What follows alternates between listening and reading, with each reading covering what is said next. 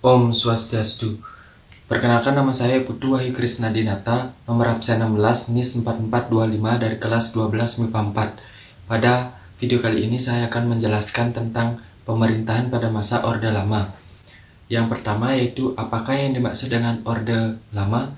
Orde Lama adalah sebutan bagi orde pemerintahan sebelum Orde Baru yang dianggap tidak melaksanakan Pancasila dan Undang-Undang Dasar 1945 secara murni dan konsekuen, yang ditandai dengan adanya demokrasi terpimpin di bawah kepemimpinan Presiden Soekarno pada waktu itu. Siapakah pemimpin pada masa pemerintahan Orde Lama? Pemimpinnya yaitu Insinyur Soekarno yang lahir di Surabaya pada tanggal 6 Juni 1901 dan meninggal pada 21 Juni 1970. Beliau merupakan Presiden pertama Republik Indonesia pada periode 1945 sampai 1967. Beliau memiliki peranan penting dalam memerdekakan Indonesia sebagai Bapak Proklamator Kemerdekaan Indonesia bersama Muhammad Hatta.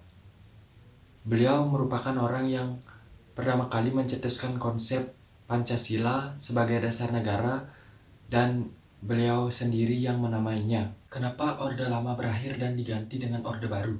Salah satu penyebab yang melatar belakanginya adalah keadaan keamanan dalam negeri pada saat itu sedang tidak kondusif. Terlebih lagi diperparah dengan adanya pemberontakan G30 SPKI.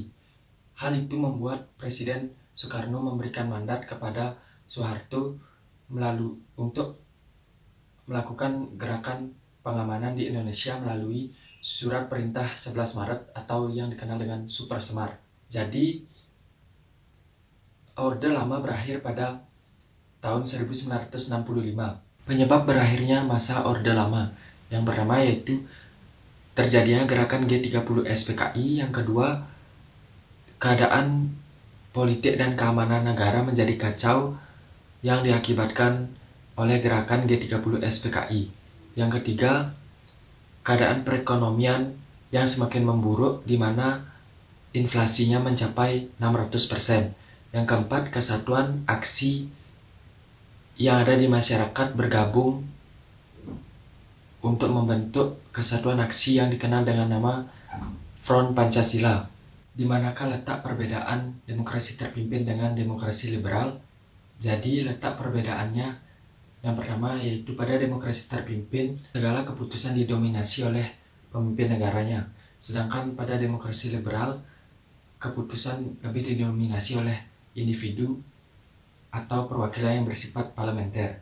Selanjutnya, demokrasi terpimpin, partai politiknya memiliki ruang gerak yang terbatas. Sedangkan pada demokrasi liberal, partai politik lebih berperan banyak dalam pemerintahan.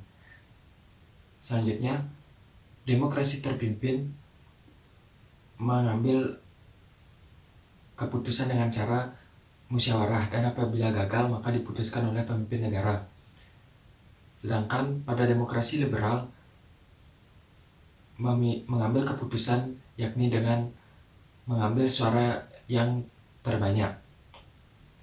Yang terakhir, demokrasi liberal menganut paham liberalis, sedangkan demokrasi terpimpin menganut paham sosialis. Bagaimana nasib bangsa Indonesia ketika masa Orde Lama? Nasib bangsa Indonesia pada masa itu salah satunya terjadi di bidang perekonomian yang memburuk atau mengalami penurunan secara drastis, disebabkan karena terjadinya pengeluaran besar-besaran yang bukan ditujukan untuk pembangunan dan pertumbuhan ekonomi, melainkan berupa pengeluaran militer untuk biaya konfrontasi Irian Barat, impor beras, proyek mercusuar, dan dana bebas. Perekonomian Indonesia pada saat itu juga diperparah dengan adanya hiperinflasi yang mencapai 650%.